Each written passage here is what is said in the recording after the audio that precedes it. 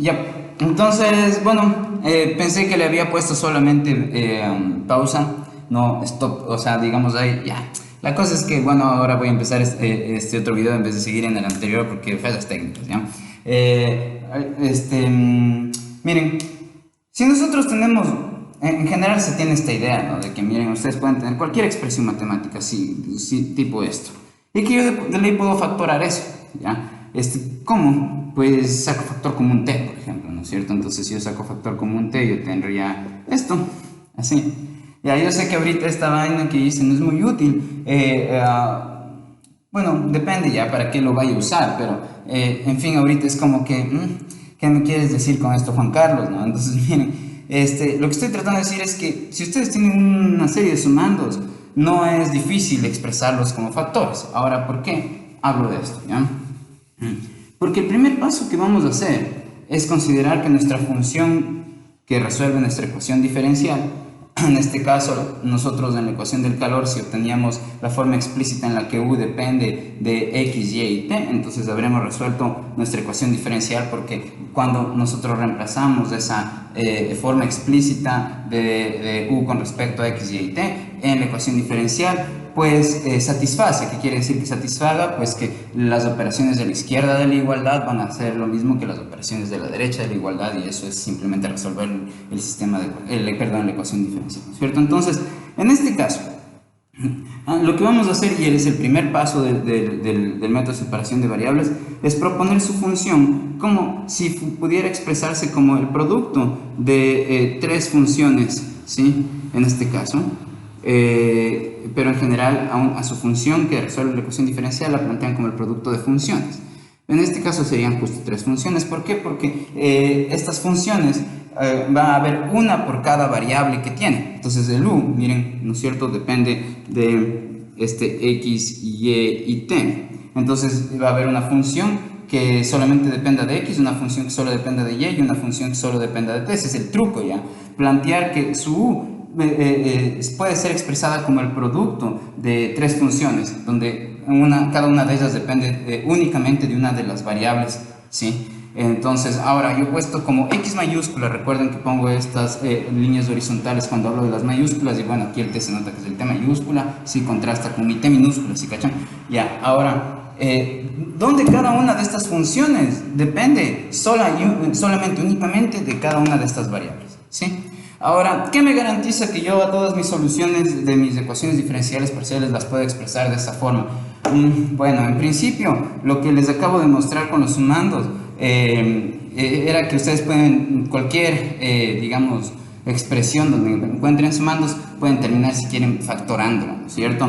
O al parecer esa es la idea ahí, ¿no? Ahora, la cuestión es que cómo sé que yo puedo factorar mi expresión de ley como un producto de una función que depende solamente de x, otra función que depende solamente de y otra función solamente de p, depende de t. Pues no lo sé, es decir, no saben eso, ¿ya? Y además que no siempre se va a poder hacer eso, ¿me entienden? Entonces la cuestión es que, claro, el método analítico tiene sus limitaciones, y por eso es que en general usamos el método numérico para los casos complicados, ¿ya? Pero es parte no solamente del curso, sino del entrenamiento matemático que necesitan conocer cómo se hubiese resuelto esto con un procedimiento, es decir, siguiendo una serie de pasos que sirven para resolver muchísimos casos, pero no toditos. Digamos, bueno, tal vez también estoy exagerando con estos muchísimos, que nos sirven para resolver muchos o algunos ya tal vez casos, pero no todos, ya. Entonces, hay ecuaciones, como en este caso, de diferenciales en las que yo sí puedo plantear y pensar que mi solución es de esta forma, ¿sí? Ya, entonces el primer paso es esto, ¿no? Plantear la solución de esta forma, ¿sí? Plantear, perdón, la función como si fuera dada por el producto de otras funciones. Y después lo que hacemos es reemplazar esto en nuestra ecuación diferencial. Recuerden, nuestra ecuación diferencial era esta, ¿no? Ya. Entonces, ¿qué pasa si yo meto esta función escrita de esta forma aquí? Entonces, a la u le estaría derivando con respecto a t. Pero fíjense que mi u es esto, por esto, y lo único que depende de t es justo la función t. Entonces, esta derivada de aquí me daría simplemente, yo tendría mi x, ¿no es cierto? Luego tuviera mi y aquí tuviera t, pero derivada, ¿sí? ¿Ya? Ahora, en el otro lado yo voy a tener, ya, ahora miren, ¿qué estoy poniendo aquí? Estoy poniendo esta comita de derivada, que suele ser la notación que usamos cuando nosotros estamos usando derivadas ordinarias, ¿ya? En el fondo, lo que uno busca cuando, o digamos, la esencia del método de separación de variables corresponde a pasar una ecuación diferencial parcial a varias ecuaciones diferenciales ordinarias. Como en muchos casos en matemáticas, si uno tiene algo complejo, o en algunos problemas al menos, si uno tiene algo complejo y eso complejo se divide en varias partes que nosotros sí sabemos cómo analizarlas o cómo abordarlas, entonces el truco está en dividir en esas partes o en esos pasos que nosotros sí sabemos resolver al problema, ¿no es cierto? Al problema que inicialmente no sabíamos cómo resolverlo. En este caso, no sabemos cómo resolver analíticamente una ecuación diferencial parcial. Lo que hacemos es transformar esa ecuación diferencial en varias ecuaciones diferenciales ordinarias que sean equivalentes, ¿no es cierto? Equivalentes las ordinarias a la única ecuación diferencial parcial, que en este caso es la ecuación del calor, ¿no es cierto?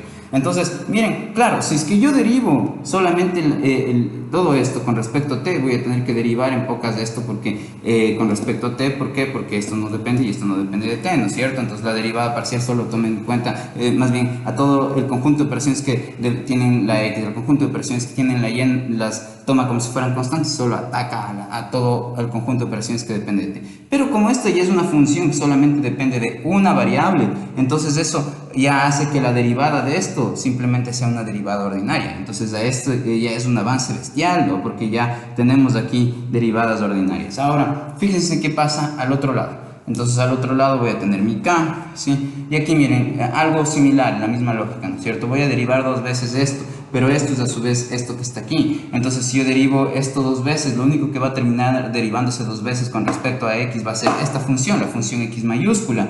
Entonces, y estas también ya van a ser, fíjense, en derivadas ordinarias.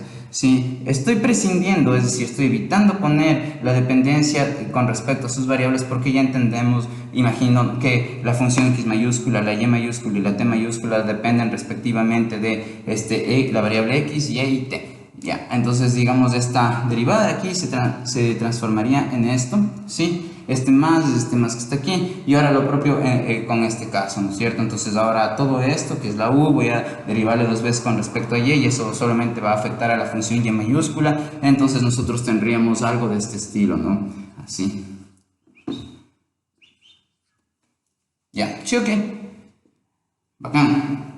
Entonces, este es el segundo paso, ¿sí? El tercer paso es dividir todo para este u, pero cuando u está expresado de esta forma. Es decir, voy a dividir el lado izquierdo y el lado derecho para u cuando u está expresado de esa manera. Eso correspondería a que yo tenga, miren, aquí, si yo divido esto para x, y, t, ¿no es cierto? Yo aquí debería dividir todo esto para x, y, t, ¿no es cierto? ¿Sí? Entonces, ¿cómo nos quedaría esa situación? ¿Ya? Entonces, en el lado izquierdo, fíjense, voy a tener lo siguiente, ¿no? Primero, si yo divido todo esto para x, y, t, donde esto es mi función 1, ¿cierto? En pocas, ¿sí? Este sería ya mi paso 3, ¿sí? Mi paso 3. Ya. Entonces, miren, estas se van a simplificar en este lado, ¿sí? Ahora, esto de aquí, yo le puedo analizar como usando esta propiedad del álgebra, ¿no? Como que yo tengo a más b sobre c, y esto es igual a sobre c más b sobre c. Entonces, este va a ser mi a, este es mi c y este es mi b, ¿ya? Al k no le voy a hacer caso ahorita, de hecho hasta le puedo pasar al otro lado.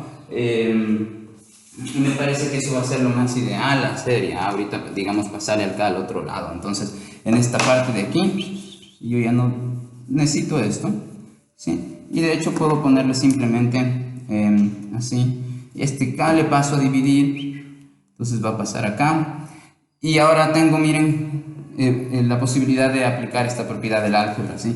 Entonces, esto de aquí divido para esto, ¿no es cierto? Entonces sería simplemente, se van ahí aquí a simplificar las y y las t, ¿sí? Entonces voy a tener que el lado derecho me va a quedar así, ¿no? La ecuación va quedando de esta forma.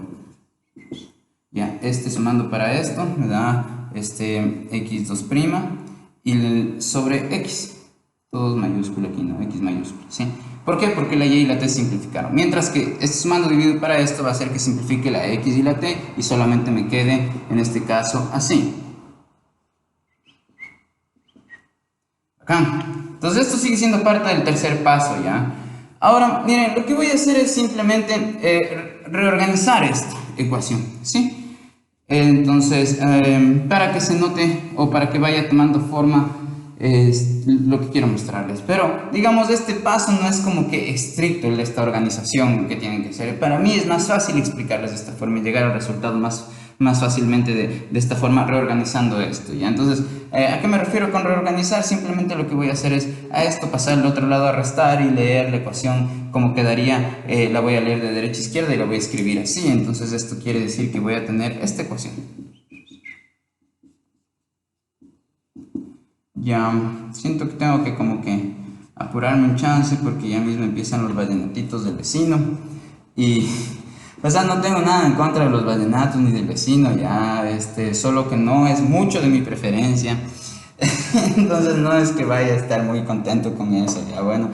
Aquí es el punto importante, donde, digamos, podríamos empezar a ver por qué el método se llama método de separación de variables, ¿ya? Y tiene que ver con lo siguiente, ¿ya? Miren. Si yo tengo una función que solamente depende de una variable, por ejemplo una f que solamente depende de la variable w, ¿sí? Y le quiero comparar con otra función g, por ejemplo, que depende únicamente de otra variable, por ejemplo h, ¿sí? Yo me pregunto cuándo esta función va a ser igual a esta función.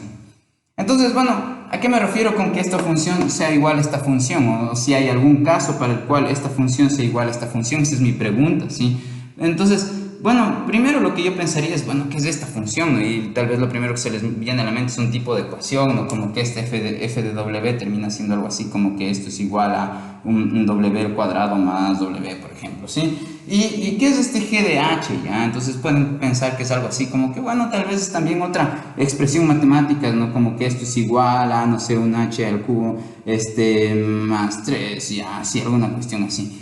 Ya, entonces, no, esta intuición no está mal. Y inicialmente pueden decir, bueno, digamos, no está mal, pero no es estricta, ¿ya? En general, bueno, supónganse que pensaron en esto y en algo parecido a esto. Y la cuestión es que pueden decir, bueno, ya, cuando nosotros vimos series de Fourier o series de Taylor, por ejemplo, notamos que la forma explícita, el conjunto de operaciones en particular que se utilizaba en una función, puede ser igual a un conjunto de operaciones que tienen otra forma, tipo, por ejemplo, yo podía poner un f de x, donde este f de x era cualquier función y eso iba a terminar siendo cualquier función, por ejemplo, tipo x más 1, ¿no es cierto? Recuerden series de Fourier, ¿no es cierto? Que de ley las vamos a ver ahorita en un ratito, y entonces esto es un recordatorio. Supónganse que tienen f de x y tienen al otro lado las series de Fourier, que en pocas es una sumatoria y aquí tengo cosenos y otra sumatoria, aquí voy a tener senos. Supónganse que el f de x es simplemente x más 1 y ustedes pueden decir, bueno, mira, si encontramos casos en los que las operaciones estas van a hacer lo mismo que otras operaciones que lucen completamente distintas, entonces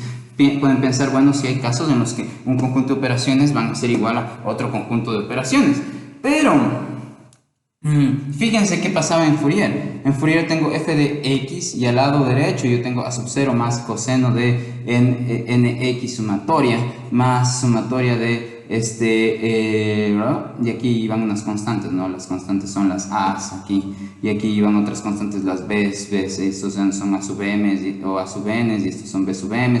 Ya, sí, ahorita solo estoy usando esto para el ejemplo, ¿no? Y la cosa es que lo que quiero decir es que miren, si ustedes tienen en las series de Fourier algo que depende de x, en el lado derecho tienen algo que también dependa de x, a pesar de que las operaciones sean distintas, ¿sí cachan? ¿Cuáles operaciones? Las que asumimos que tiene f de x y todo lo que está al lado derecho de la ecuación. Entonces, lo que estoy pidiéndoles aquí que comparen tiene que ver no con que la forma funcional, la forma explícita de la función fw y la función explícita de la función g de h tal vez puedan coincidir, sino que estoy ingresando un ingrediente más aquí, y es que esto depende de una variable y esto depende de la otra variable. Y yo me pregunto si es que esto va a poder ser igual así. Entonces es como que chuta. Esta es una pregunta distinta, ¿cachan? A si es que yo puedo igualar un conjunto de operaciones a otro conjunto de operaciones distintos y que yo obtenga los mismos resultados. Entonces, la cuestión es que esto está bien raro de que se cumpla, ¿ya? ¿A qué me refiero? A que yo dé aquí un valor de W y este conjunto de operaciones tiene que darme una imagen, y que yo dé un valor de H y que este conjunto de operaciones me dé el mismo resultado, ¿sí? ¿Cachan? O sea, de hecho, a lo que me refiero es que si yo uso esta función y yo uso esta función y hago con esto una tabla y hago con esto una tabla, donde la tabla sería, en este caso sería, por ejemplo, poner aquí W y acá pusiera F de W. Y si yo hago la tabla H y aquí G de H, lo que yo me preguntaría es si es que esta tabla coincide exactamente igual con esa tabla. En el caso de las series de Fourier, recuerden, yo les decía que lo de la derecha de la ecuación iba aquí, lo de la izquierda de la ecuación iba acá, y que coincidía la tabla, ¿no es cierto? Pero para los mismos valores de x que yo daba. Pero miren aquí cómo esta tabla y esta tabla van a coincidir.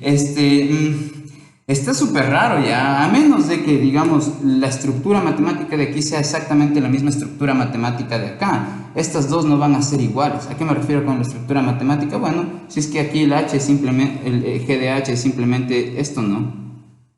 Ahí la estructura se conserva y lo único que estoy cambiando es la letra, ¿no? La estructura es lo que yo puedo hallar en común entre esto y esto. Yo en efecto puedo hallar que esto y esto tienen algo en común y es exactamente lo que les define como elementos matemáticos, y es la relación que hay entre sus elementos. Miren, aquí tengo un elemento al cuadrado más otro elemento, y acá un elemento al cuadrado más otro elemento. Si yo dejo que el dominio de esta función y esta función sean los mismos, entonces yo podría decir que en efecto sí hay un caso, ¿no es cierto? Pero ese sería como que el único caso, y al final de cuentas, esta y esta función no serían dos funciones distintas, sino que esta sería la misma función f, si es que sucede esto, solo que ¿por qué? Porque la función f es la que genera la orden. ¿Cuál orden? Coja lo que está acá dentro, eleve al cuadrado y súmele lo mismo, ¿sí? Y aquí esta f es lo mismo, miren. Coja lo que está acá adentro, elevele al cuadrado y súmele lo mismo, ¿ya? Entonces, digamos, este era un caso trivial donde en efecto yo no estaba dando dos funciones distintas, sino que estaba dando exactamente la misma función y lo único que cambié fue la notación del argumento, ¿sí cachan?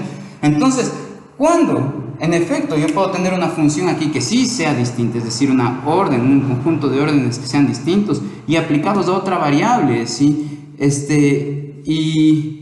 Como tenía antes, perdón, otra variable, ¿sí? Y poder decir que la una y la otra son iguales. ¿Cuándo puedo decir eso? Entonces, la única forma en la que esto de aquí, algo que depende únicamente de W y algo que depende únicamente de H, la única forma en la que pueden ser iguales es cuando los dos son iguales a una única constante. Es decir, por ejemplo, miren, yo tengo todo el derecho a decir lo siguiente, ¿no? Tengo todo el derecho a decir que mi f de W, por ejemplo, es la función constante menos 5, ¿sí? Y yo puedo terminar diciendo que mi g de h es igual también a la función constante menos 5. Solamente cuando sucede esto, ahí yo puedo afirmar que f de W es lo mismo que g de h, ¿así? Por lo que, y ahora voy a lo del método acá, ¿ya?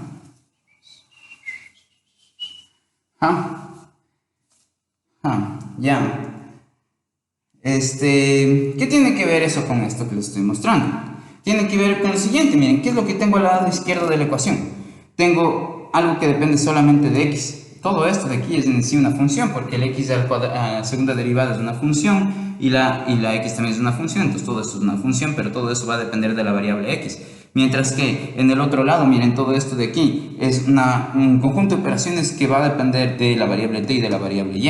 Entonces estoy justo en un caso como el que mencionaba antes, ya donde tengo un conjunto de operaciones que dependen en un lado de una variable y al otro lado tengo otro conjunto de operaciones que dependen incluso de otra variable, ya. Entonces el problema sería cómo incluso desde el punto de vista matemático yo les hago correr a las variables independientes x en el lado izquierdo y a las variables independientes y y t en el lado derecho, de manera que coincidan sus valores y que justo estas operaciones de aquí y estas operaciones de acá me den exactamente las mismas imágenes para los mismos valores de las variables independientes. Eso es como que chuta, está bien difícil, ¿ya? A menos de que como pase en el caso que esta y esta sean iguales a una constante, es decir, esto de aquí sería como mi f de W. Y esto de acá sería como mi g de h, y la única manera en la que esto y esto van a ser iguales es si es que esto y esto son iguales a una misma constante, ¿sí? Entonces, esto sucede siempre, ¿ya? Cuando ustedes tienen un conjunto, una función que depende de una variable y tienen otra función que depende de otra variable o de otras variables, o simplemente esas variables son como que mutuamente excluyentes, ¿ya? Es decir, las unas son distintas de las otras, ¿no es cierto? Entonces, en ese caso, la única forma en que una función y la otra función sean iguales es si son así, estas son iguales a una constante. Y en este caso, esta constante se le llama constante de separación de variables y voy a poner, yo pudiera poner aquí cualquier cosa, ¿no? Pepe, cualquier cosa, ya, pero me resulta conveniente poner menos lambda, ¿sí? Ya, ahora esta constante, ya, esto de aquí se le llama constante de separación de variables.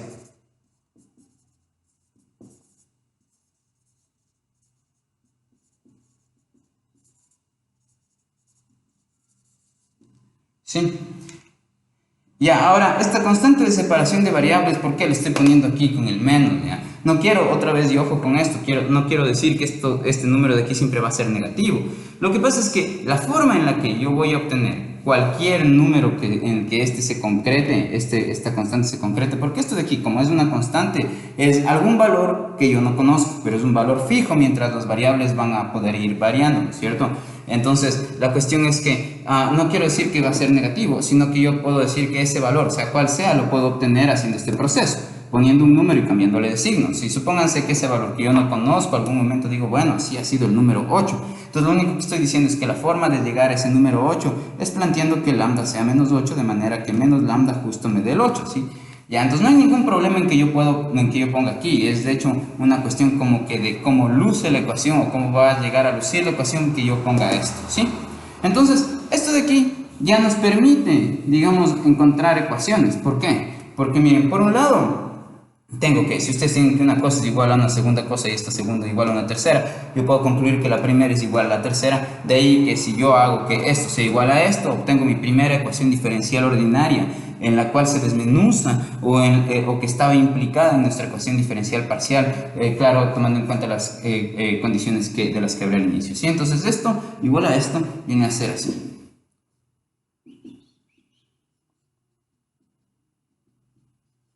Ya.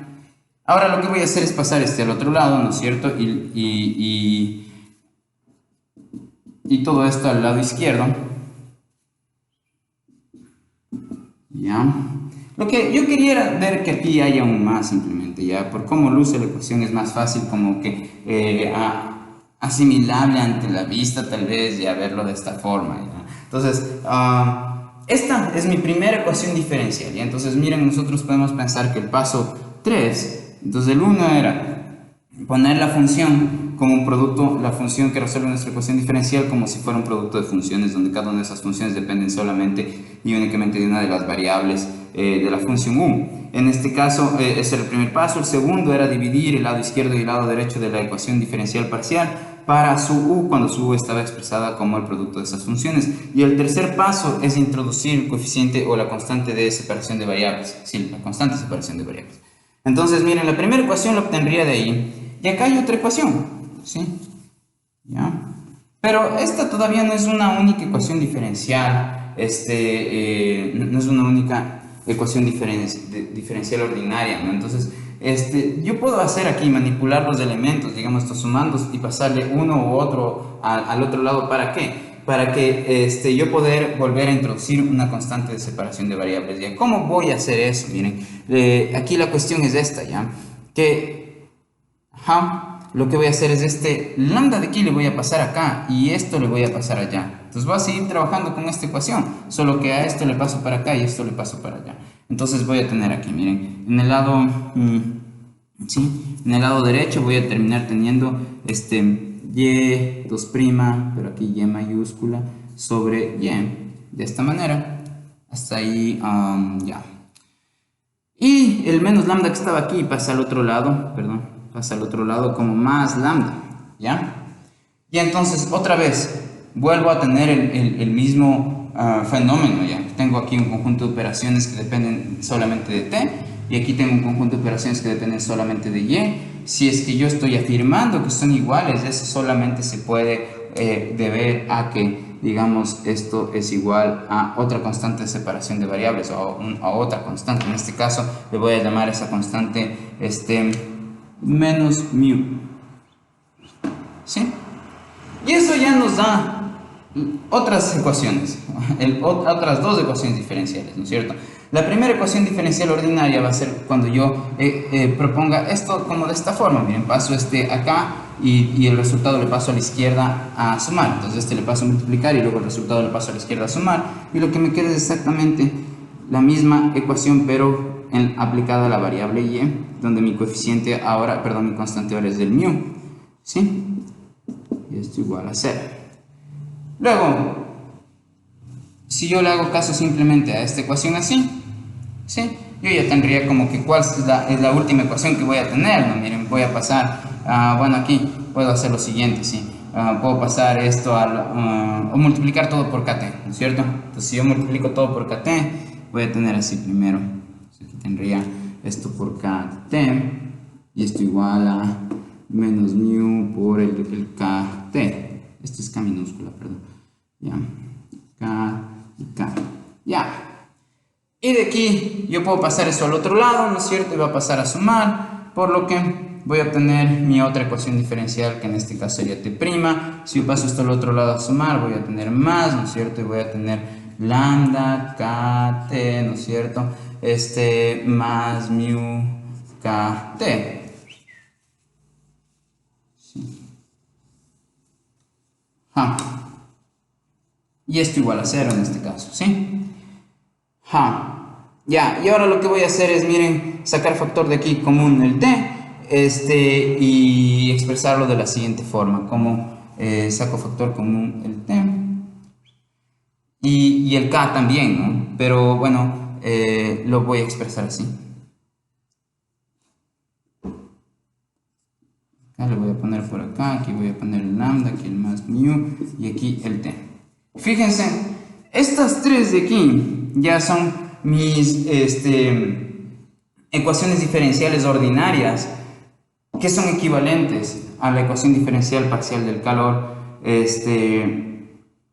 con las condiciones o con las suposiciones que hice al inicio, que era que mi función en efecto puede expresarse como un producto de tres funciones. Ya, noten esto. Esto de aquí, ya pues mate 3 pueden resolver. Entonces lo que vamos a hacer ahorita es ir resolviendo poco a poco una de estas, ya, y eso nos va a dar como que la solución general. Miren que todavía aquí no he introducido ninguna condición inicial ni de frontera, y es ahí donde vamos a detenernos un chance, ¿ya? Entonces ahorita el proceso va a ser simplemente recordar cómo resolver estas ecuaciones, ¿sí? Entonces, primero miren, noten que si yo resuelvo esta, la solución de esto va a ser lo mismo que esto, solo que hay que cambiarle de variable cuando yo exprese la solución esta de acá, ¿no es cierto?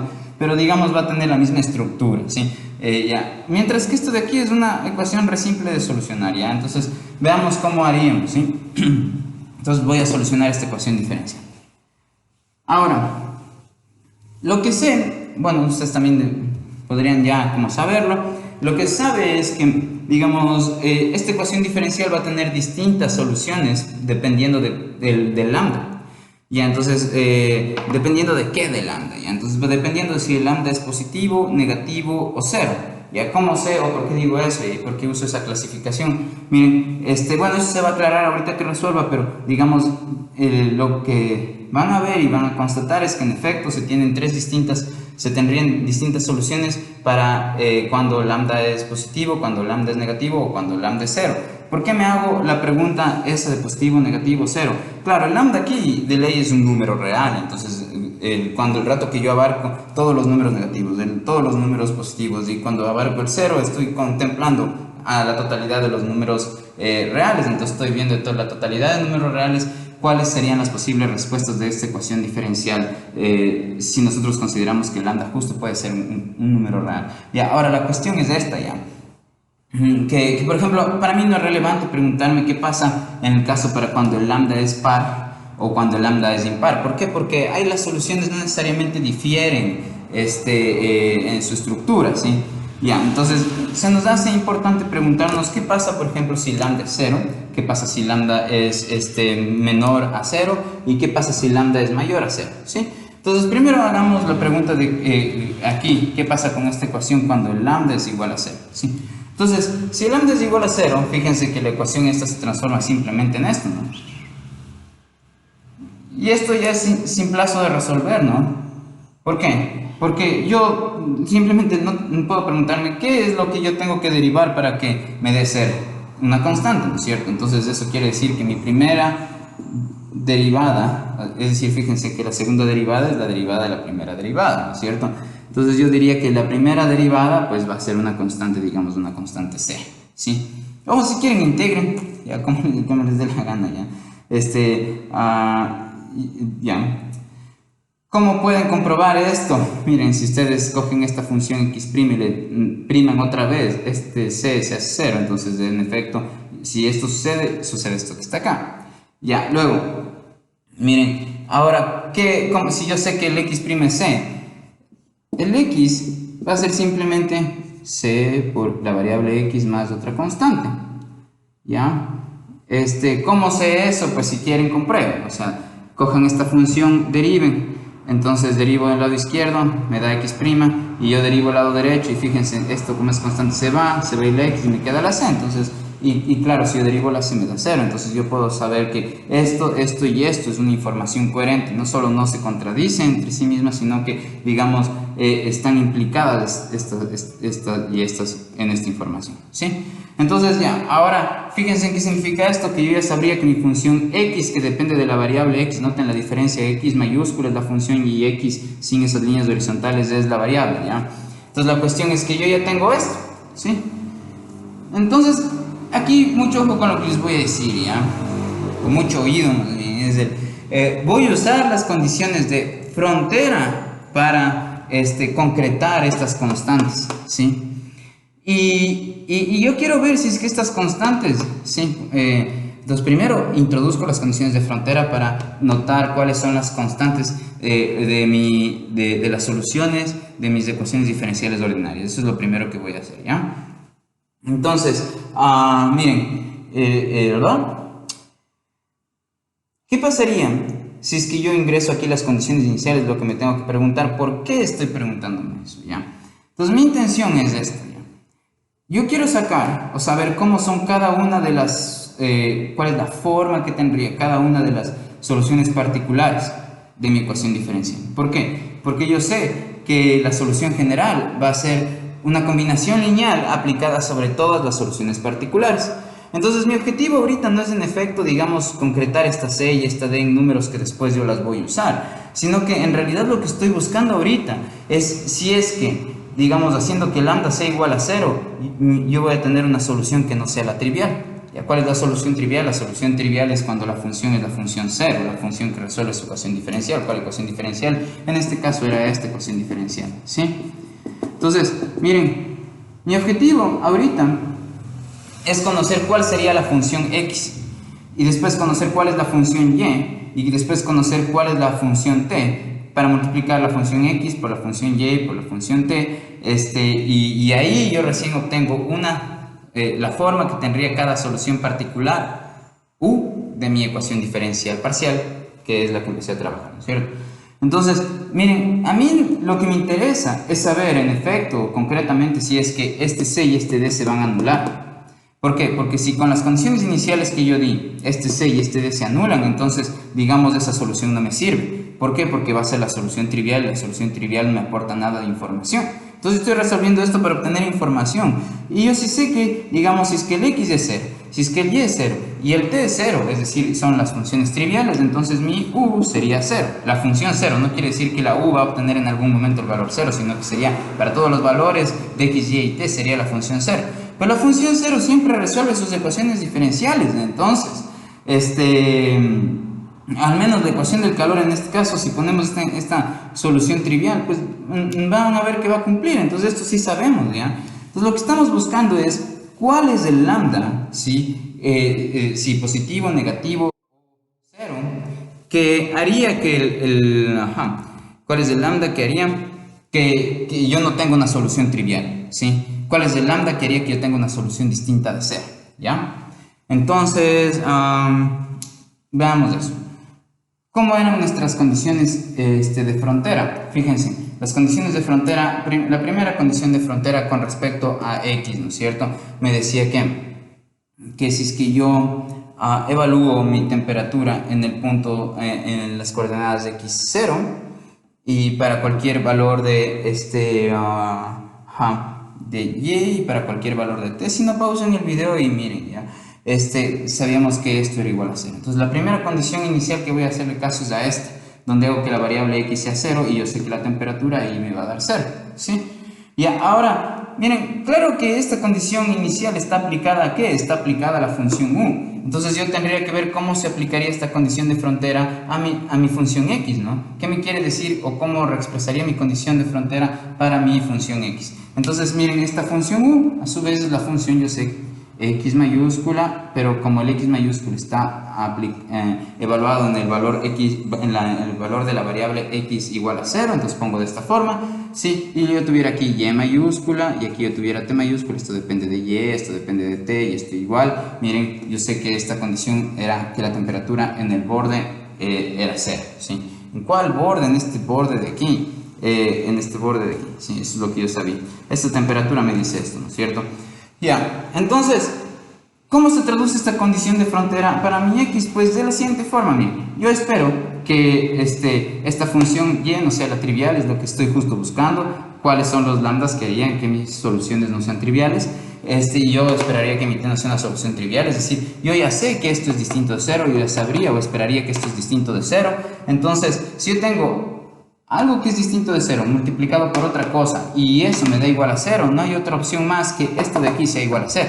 Es decir, miren, si yo tengo una cosa multiplicada por otra, aquí puedo acudir a esta propiedad del álgebra, que una cosa multiplicada por otra da 0, solo si el primero es 0 o el segundo es 0, ¿no es cierto? Entonces aquí, digamos, esto es igual a 0 solo si esto es 0 o esto es 0, pero yo ya sé que esto no es 0, entonces estoy obligado a decir que el x evaluado en 0 es 0, ¿sí? Entonces ahora mi condición de frontera, que estaba expresada en términos de u, se transforma en una condición de frontera que ahora está expresada solo en términos de mi función x. Esta condición de frontera la voy a ingresar ahí, ¿ya? Entonces, ¿cómo sería? Pues simplemente haría que ¿qué sería ingresar la condición de frontera? Pues obedecer esta información. ¿Ya? ¿Qué significa obedecer esa información? Me dice que yo haga que la variable x sea 0 y que simultáneamente tengo que hacer que la función x mayúscula también sea 0. Entonces voy a hacer eso. Voy a poner aquí 0 y acá 0. ¿Sí? ¿Y qué nos dice esto? Esto nos revela algo, nos revela una información, nos revela que mi constante d en efecto ha sido el valor 0. Mi constante d en dónde. Recuerden, yo tengo esta solución para este caso de lambda igual a 0. Tengo la solución de que yo tenía c por x más d. Y lo que yo acabo de obtener con información que me vino del mundo concreto, del mundo natural, es que esta d tiene que ser 0. Entonces yo ya sé que mi solución no va a ser esta, sino va a ser esta. Ya, por lo pronto. Ahora lo que voy a hacer es ingresar la otra condición de frontera, ¿sí? Que involucra la variable x. La otra solución, condición de frontera que involucra a la variable x es esta. Decía que, si no, revise, que el u evaluado en el extremo, en este caso derecho, ¿no es cierto? ¿Qué va a ser cuando yo evalúe el u en a? ¿Sí?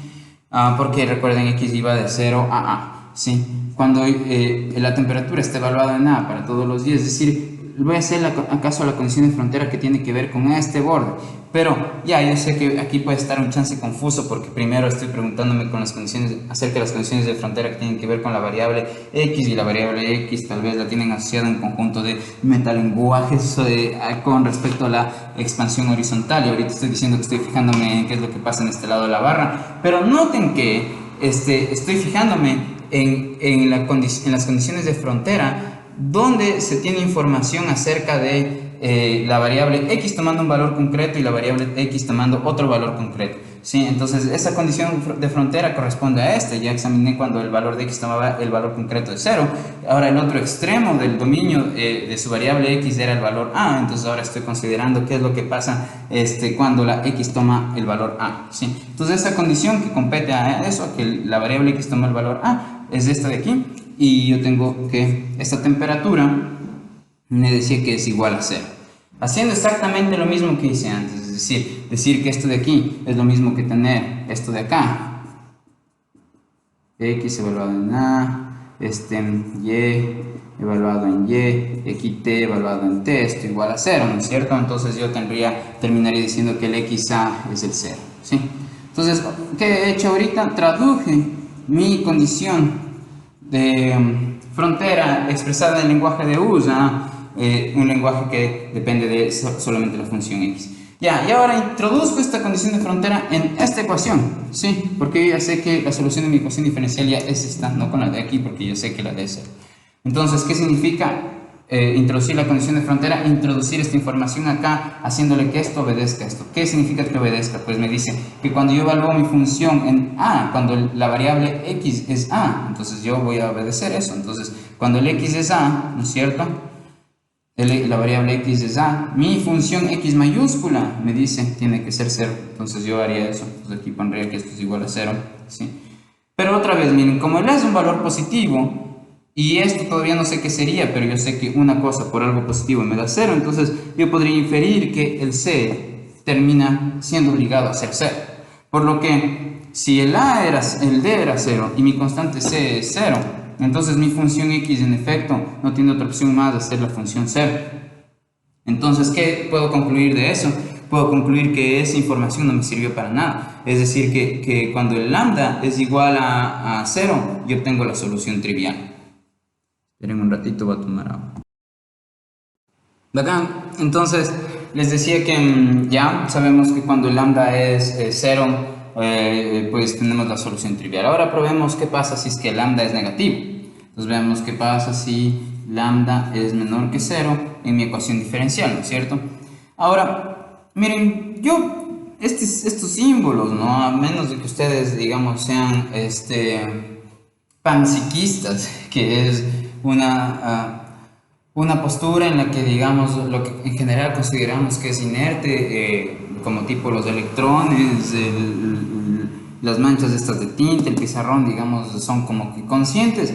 A excepción de que ustedes tengan esa noción, ¿sí? O animistas, como por ejemplo en algunas partes de la cultura japonesa, donde, digamos, los objetos inanimados es como que en efecto estuvieran como que, sí, o conscientes, ¿ya? Eso tienen algún tipo de conciencia.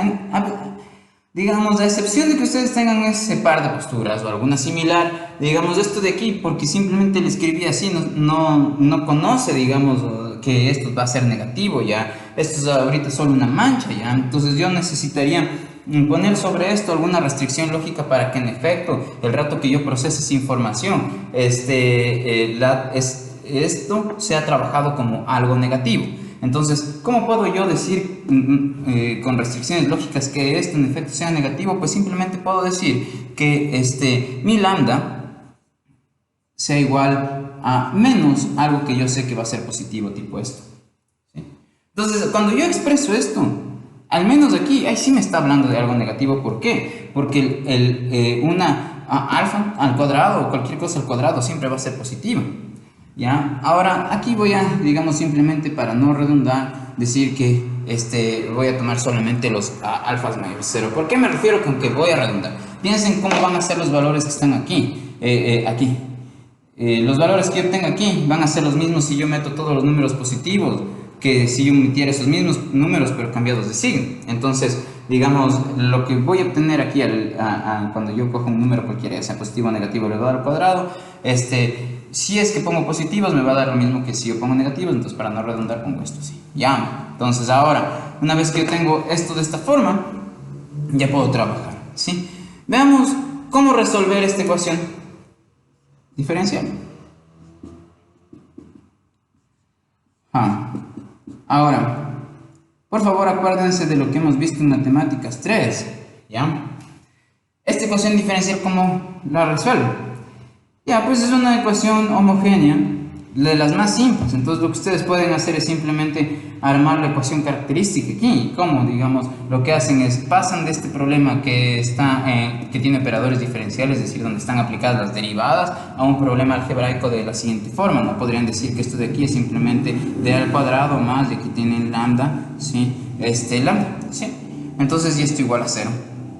Ya recuerden que si yo hubiera tenido aquí x', yo hubiera cambiado ese x' por una d. Si tengo x2' por d cuadrado, si tengo x a la 5', entonces hubiera puesto d a la quinta. ¿Ya? Entonces, en este caso, y los resultados de esto me van a ayudar para poner una especie de plantilla. ¿Ya? Todo esto estuvo bien explicado, digamos, o al menos eso creo yo, en el curso MAT 3, ¿por qué se usa esta como plantilla de solución? ¿Ya? ¿A qué me refiero con una plantilla? Que, digamos, los valores que yo obtenga al resolver esta ecuación diferencial, esos van a ir acá. Sí, esos van a ir acá multiplicado por t. Entonces esto de aquí le voy a poner, digamos, de, sí, bueno, en este caso van a ser de, ¿ya? Así. Entonces mis soluciones, cada solución particular de esta ecuación diferencial va a venir de esta forma. En este caso voy a tener dos soluciones singulares, si quieren verlo así. ¿Por qué? Porque, digamos, tengo aquí una ecuación de orden 2. ¿Sí? Entonces cada solución singular va a venir dada de esta forma. En el fondo, ¿por qué se proponen soluciones de esto? Porque cuando se tienen como con exponenciales, porque cuando se tiene una función derivada algunas veces y esa misma función en la misma expresión matemática y solamente eso y esa misma función multiplicada por una constante, entonces hay una única función que puede o hay una función que nos puede ayudar a ese problema por el hecho de la definición de esta misma función. ¿Cuál es la función? Que al derivarla una o varias veces me da esa misma función multiplicada por una constante, pues la exponencial.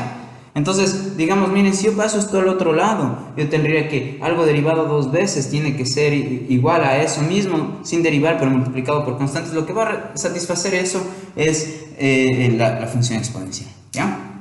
Entonces, de aquí como obtenemos el resultado, pues simplemente le paso esto al otro lado, ¿no es cierto? Entonces yo pondría esto así, ¿no? Como que me quedaría así. Y luego yo saco la raíz. Ya. Ahora, tómense un segundo para pensar, ¿esto va a ser un número imaginario o no? ¿Qué fue ya? Ya, entonces, no va a ser un número imaginario, ¿por qué? Porque el lambda es negativo, entonces menos lambda va a ser positivo, de hecho menos lambda, miren, si ustedes pasan acá, yo tendría que, ¿cuál otra forma de expresar la relación entre alfa y lambda sería esta, ¿no? Por ejemplo, si yo de aquí despejo el alfa, tendría que el alfa sería igual a menos lambda raíz. En pocas estoy yo diciendo que el d es igual al alfa, ¿sí? Y claro, aquí voy a tener dos respuestas porque esto va a ser igual a más menos esto. Por lo tanto, yo estaría diciendo que esto va a ser igual a más menos alfa. ¿Sí o qué? Y entonces, miren, las dos soluciones de esta ecuación diferencial sería la primera solución singular, sería un x igual a, voy a poner aquí un 1 para decir que es la primera, ¿sí? Y sería igual a ¿qué? Aquí yo tendría un e elevado a la alfa t, ¿sí?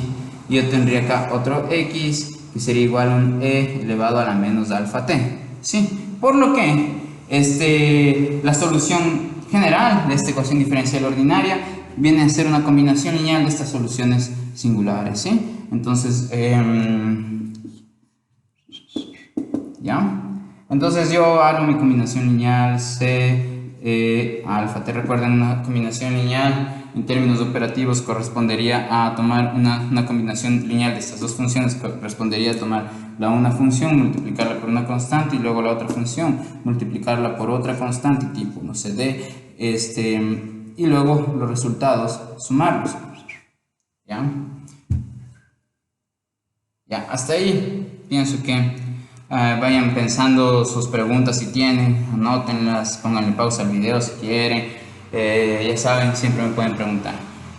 Ya, ahora que tenemos esta solución, la pregunta vuelve a ser la misma. ¿Será que esto, con las condiciones de frontera que tenemos, se convierten en soluciones triviales? ¿Sí? Miren, estoy yo con un temor, y es que mi computadora a veces se traba y empieza a sonar y después ya solo no funciona. Y me da miedo que todo lo que estoy hablando ahorita ya no funcione, ¿ya? Entonces voy a acabar esta parte de las ecuaciones diferenciales, le pongo pausa y el resto voy a grabar en otro video, ¿ya? Por si acaso. Ya, ahora tengo esto así. Recuerden cuáles eran nuestras condiciones de frontera en términos de x, de mi función x. De esas condiciones de frontera era que x evaluado en 0 va a ser igual a mi x evaluado en a y esto a su vez esa x de 0. Entonces ingresemos la primera condición de frontera que tiene que ver con esta ecuación, cuando yo igualo esto con esto, es decir, cuando tengo esta expresión, así. ¿Ya? ¿Cómo ingreso esta ecuación de frontera aquí? Otra vez obedeciendo lo que dice, ¿sí? Solo que aquí, digamos, no esté, perdón, la variable, sí, bien, tal vez alguien ya estaba pensando por ahí, pero ¿por qué está la t? Sí, tienen toda la razón, tengo que poner aquí la variable independiente de esta función, y esa variable en este caso es la variable x, ¿sí? Y entonces, ¿qué es lo que me dice esta condición de frontera? Que cuando el x es 0, entonces la variable x es 0, mi x mayúscula es 0. Entonces le hago caso pues a esa información. Entonces pongo que la función es 0 cuando mi variable es 0. ¿Ya? Pero noten que esto, como e a la 0 da 1, entonces yo voy a tener la siguiente ecuación. Voy a escribir acá, ¿ya? No, bueno, ya acá. 0 va a ser igual a c más d, ¿sí? Por lo que yo sé, o me doy cuenta aquí, que esto quiere decir que el c es lo mismo en valor que el d, pero cambiado de signo. ¿Ya? Entonces es la conclusión que obtendría al inicio. ¿Cómo se refleja esto en mi solución general? ¿Sí? Mi solución general. Mi solución general era esta, recuerden, x que depende de x y va a ser igual a un c por e a la alfa t más un d por el e a la menos alfa t menos, ¿sí? Ya, entonces ¿cómo se refleja esto acá? Pues reemplazo nomás, ¿sí cachan? Entonces en vez de yo, por ejemplo, poner la d, ya esto lo puedo cambiar de signo acá si quieren, ¿sí? Puedo dejar todo en términos de c, porque en vez de poner d aquí puedo poner c. Entonces pondría en vez de d menos c, ¿cierto? Y luego lo que voy a hacer es sacar factor común la c, entonces yo tendría esto así, simplemente, ¿sí o qué? Ya, hasta ahí espero que sí, todo como que se esté cachando, ¿ya? Ahora miren, nosotros podríamos ya reconocer aquí, ¿sí? Que estoy yo teniendo o hablando de una función conocida, ¿ya? Entonces, tal vez no tengo mucha como cercanía con esta función, pero la definición de el seno hiperbólico de, sigo poniendo de x de x, la definición del seno hiperbólico de algo, ¿sí? Algo va a ser igual a, entonces, e a la algo, menos e a la algo sobre 2, ¿sí? Entonces, en este caso, ¿qué es lo que tengo? ¿Sí? ¿Qué pasa si yo paso esto acá? 2 así. Pues fíjense que esto de aquí es exactamente lo que tengo dentro del paréntesis, donde el algo viene a ser esto, ¿no? El exponente. Entonces el algo aquí viene a ser alfa x. Perdón, aquí me tengo. La definición del seno hiperbólico es así, con el menos de aquí. Ahora yo despejando, como intenté hacer hace un instante, y notando que el algo en este caso, miren, esta es la estructura general, ahora en este caso particular el algo viene a ser alfa por x, entonces yo pongo aquí alfa por x, y aquí pondría también alfa por x, y aquí yo pondría alfa por x, ¿sí? Por lo que yo puedo reexpresar esta solución así, ¿no? Yo podría decir que mi x, mi función x mayúscula es simplemente c por 2, perdón, ¿ya? 2 por c por el seno hiperbólico de alfa por x, ¿ya?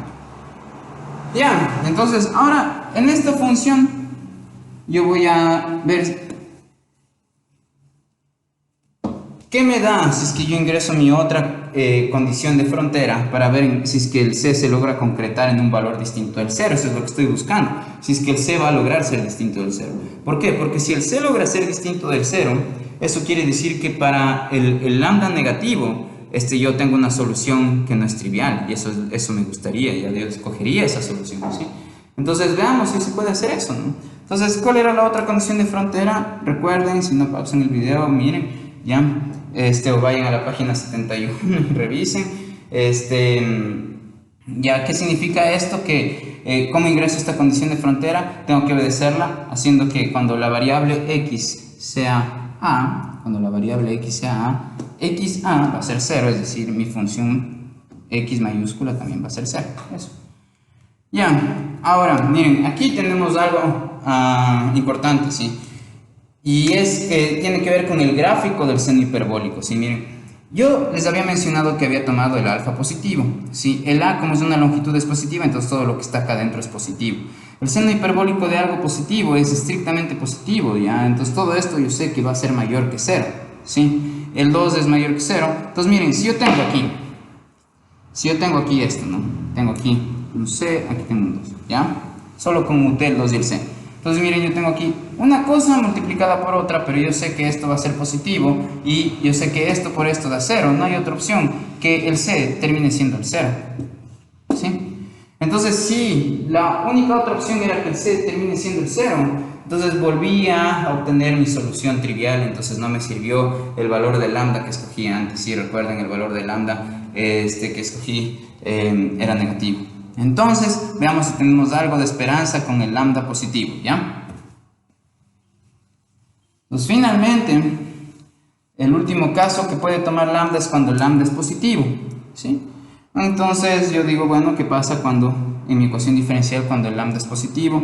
Otra vez esto de por sí, solo porque yo exijo eso o escribo esos símbolos, no significa que en efecto el lambda vaya a actuar como algo positivo. ¿Cómo le haría yo que actúe como algo positivo? Pues le defino que el lambda sea en efecto esto positivo, ¿ya? ¿Cómo afecta esta cosa, no es cierto? Y recuerden que yo, para no redundar, necesito o puedo hacer esto, ¿ya? Entonces, ¿cómo quedaría mi ecuación ahí? Entonces yo tendría que estoy resolviendo que mi ecuación diferencial es de esta, ¿no?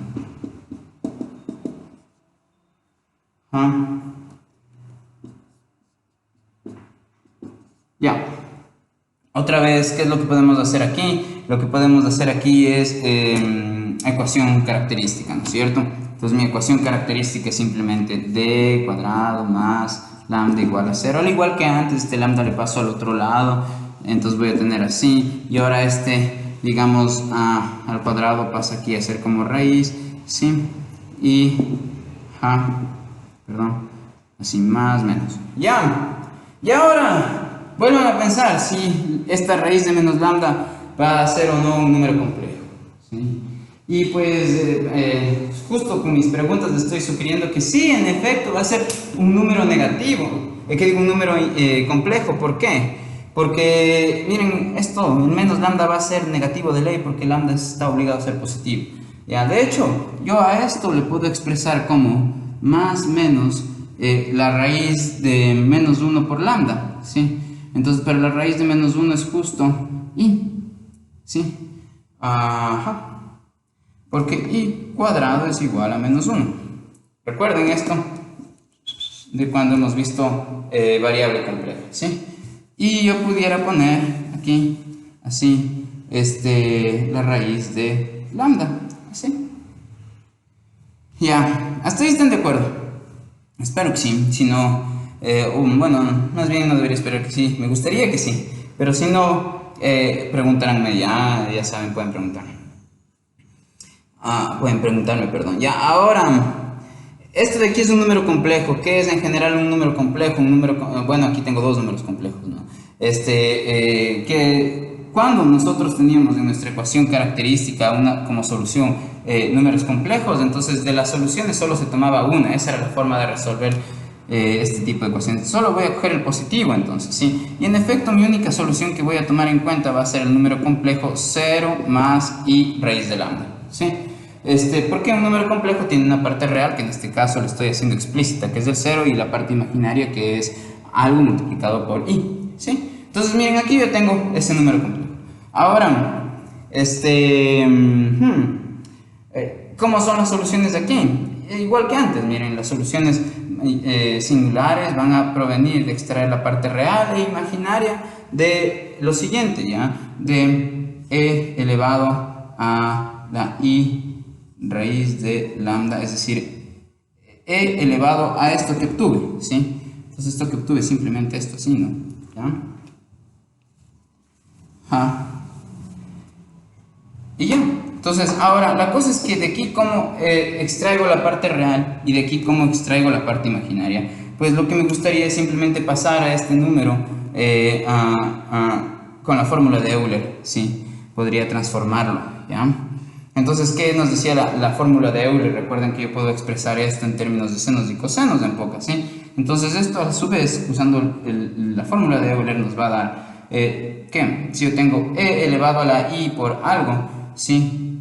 Este sería mi algo. Bueno, veamos. ¿Cuál era la fórmula de Euler? Entonces, aquí, recordatorio. La fórmula de Euler era que si yo tengo e elevado a la i por algo, esto va a ser igual al coseno de ese algo más i veces el seno de algo. Sí, por lo que, digamos en este caso, yo podría terminar diciendo que esto es el coseno de la raíz de lambda. Perdón, porque aquí me estoy olvidando la variable independiente x, ¿sí? Recuerden que las soluciones eran e, y aquí uno ponía lo que saca del resolver la ecuación característica, y aquí la variable independiente, ¿sí? Entonces, eso me faltó poner. Entonces yo tendré que poner aquí raíz de lambda x, más i veces seno de la raíz de lambda x, ¿sí? Ya, pero recuerden que yo había dicho que justo mi lambda va a ser igual al alfa cuadrado, por lo que el alfa es la raíz de lambda. Entonces yo aquí esto lo podría reexpresar como que mi solución es simplemente, en vez de raíz de alfa voy a poner, de lambda voy a poner alfa, y aquí también voy a poner alfa, así. Ya. Entonces hasta ahí espero que como que estemos cachando, ¿no es cierto? Y lo que voy a hacer es que miren cuál es la una solución singular. La una solución singular es la parte real de esta solución, y la otra solución singular viene a ser la parte imaginaria. Las partes imaginarias es todo lo que está multiplicado por la i sin la i. O sea, cuando yo extraigo la parte imaginaria tengo que extraer todo lo que está multiplicado por la i, ¿no es cierto? Entonces en este caso la una solución, sí, digamos, sería simplemente el coseno de alfa x, y la otra solución sería simplemente el seno de alfa x, ¿ya? Entonces mi solución general vendría dada como una combinación lineal de estas soluciones. Entonces yo diría que mi solución general viene a ser una constante por el coseno de alfa x, ¿sí? Y aquí tendría la otra constante por el seno de alfa x, ¿ya? Acá. Entonces ahora ingresemos nuestras condiciones de frontera para ver si es que el c y el d no se anulan. Eso me gustaría mucho, que no se anule alguno de esos, porque si se anula el c y el d, entonces esta solución está obligada a ser la solución trivial, y entonces ahí me quedo en la nada. Entonces necesitaría que introducir la primera condición de frontera. Recuerden, la primera condición de frontera que tiene que ver con el x era esto, que la función evaluada en la variable x es 0. Le hago caso a esto, ¿no es cierto? Eso quiere decir que yo voy a hacer mi función 0 cuando la variable x sea 0. Ya. Entonces miren, en este caso, ¿qué pasa? El seno de 0 me da 0 y el coseno de 0 me da 1. Y esto me revela que en efecto mi constante c es 0, por lo que mi solución general, me doy cuenta que ya no ha sido la que estaba antes, sino que mi función va a ser simplemente d por el seno de alfa x, ¿sí o qué? Y ya, ahora la cuestión es que, miren, esto es x de x, ¿no es cierto? Ya, ahora lo que quisiera es introducir mi otra condición de frontera. ¿Y cuál sería mi otra condición de frontera? Para ver si es que mi d se hace 0. Si mi d se hace 0, boto la pizarra así, porque pucha, no me sirvió de nada ya. Entonces, pero veamos que de este caso no va a pasar eso ya. ¿Cuál es mi otra condición de frontera? Mi otra condición de frontera es que si a mi función x le evalúa en a, esto me da 0. Entonces miren, x, ¿sí?, evaluado en a, y aquí en vez de... Es decir, a esto le voy a hacer caso, ¿no es cierto? Entonces lo que me dice es que en pocas, cuando mi función evaluada en a, el evalúa en a tiene que ser 0, si mi función se hace 0, cuando mi variable independiente se hace a, así. Ya, entonces pensemos si esto está obligado a ser, si esta ecuación obliga a que mi d sea 0, ¿sí? Entonces, miren, ¿cuándo mi D estaría obligada a ser cero? Mi D estaría obligada a ser cero si es que esto siempre fuera positivo o si es que esto siempre fuera negativo. Es decir, si es que esto estaría obligado a ser distinto de cero, si es una necesidad para esto ser distinto de cero, entonces esto tendría que ser cero para que se cumpla esta ecuación. ¿Sí cacha? Entonces, si esto está obligado a ser distinto de cero, entonces esto de aquí estaría obligado a ser cero para que se cumpla esta oración matemática aquí, que es a la que yo llegué. Pero la cuestión es que esto no está obligado a ser distinto de cero. ¿Por qué? Veamos la gráfica, ¿no es cierto?, de la función seno, ¿no es cierto? Como ustedes ven, o como pueden ya inferir, ¿no es cierto?, la gráfica de la función seno va a tener una forma así. Claro que esto es cero. Aquí tenemos pi, ¿no es cierto? Ya. Aquí tendríamos pi medios, ¿ya? Entonces la cuestión es que si ven que hay valores para los cuales yo sí tengo cero, ¿sí cachan? Entonces miren, 0, pi medios, esto es pi, aquí hay 3 pi medios y aquí yo tengo 2 pi. Entonces me doy cuenta que cada pi, ¿sí?, yo vuelvo a tener en mi seno 0, ¿sí? Entonces miren, si es que el argumento de aquí, si es que esto, en el caso en el que alfa, ¿no es cierto?, en el caso en el que alfa a sea igual a un múltiplo de pi, yo ya sé que esto de aquí va a hacerse 0, ¿sí? ¿Por qué? Porque noten, este es el gráfico del seno, ¿no? Este es el seno de algo, ¿sí? Y aquí están los valores que tomaría el algo, ¿sí? Entonces, si mi algo toma el valor 0, digamos, voy a tener 0 en el seno, ¿no es cierto? Miren, ¿sí? Entonces, mi algo es esto. ¿Cómo yo haría que mi algo sea 0? Pues haciendo que este n sea 0, ¿sí? ¿Ya? Luego, miren, ¿cuáles son otros casos donde yo encuentro que mi seno es 0? Mi seno de algo es 0. El otro caso, aquí gráficamente se ve que es cuando el algo toma el valor pi. ¿Cómo hago que mi algo tome el valor pi? En este caso, si yo ya planteé esta ecuación, lo que haría es que el n sea 1, ¿sí? Entonces, ahí yo tendría que mi algo, es decir, mi argumento va a ser pi y por lo tanto el seno va a ser 0, ¿sí? Entonces, yo sé que mi función seno va a ser 0 para cuando mi argumento o mi algo es un múltiplo de pi. Eso es lo que me doy cuenta, que cuando yo tengo múltiplos de pi, cada múltiplo de pi, cuando tengo pi, 2pi, 3pi, 4pi, así, cuando yo tenga múltiplos de pi, el gráfico del seno me indica que siempre va a ser el seno 0, ¿sí? Entonces, si es que yo hago esta restricción, yo digo, bueno, entonces voy a restringir a que mi algo sea siempre un múltiplo de pi. ¿Para qué? Para yo no tener la solución trivial. ¿Por qué? Porque una vez que yo ya sé que yo ya hago esta restricción, una vez que yo ya restringo a que mi algo sea de esta forma, entonces esto de aquí está obligado a ser 0. Si es que esto de aquí está obligado a ser 0, porque yo estoy diciendo que mi algo siempre va a tener esta forma para todos los n de elementos de los naturales, incluido el 0, ¿sí? Entonces ahí esto está obligado a ser 0. Si esto está obligado a ser 0, mi d tiene el derecho a ser distinto de 0, ¿sí? ¿Ya? Entonces, miren, como la d no se anuló aquí, mi solución trivial, mi solución general, x de x, me permite que sobreviva el seno, es decir, mi solución general la podría yo expresar como una d por el seno de un alfa por x, ¿sí? Siempre y cuando yo siga la recomendación que dije. ¿Cuál recomendación o la restricción que hice? ¿No? La restricción esta es bien importante. La restricción que hice fue que el alfa por a tiene que ser igual a un múltiplo de pi. La forma de hablar de los múltiplos de algo, ¿sí?, es a ese algo multiplicarlo por números enteros. Y entonces eso es lo que estoy haciendo aquí. Múltiplos de pi, entonces sería pi multiplicado por números enteros. Entonces voy a tener un múltiplo por cada número entero que yo ponga aquí. Ya.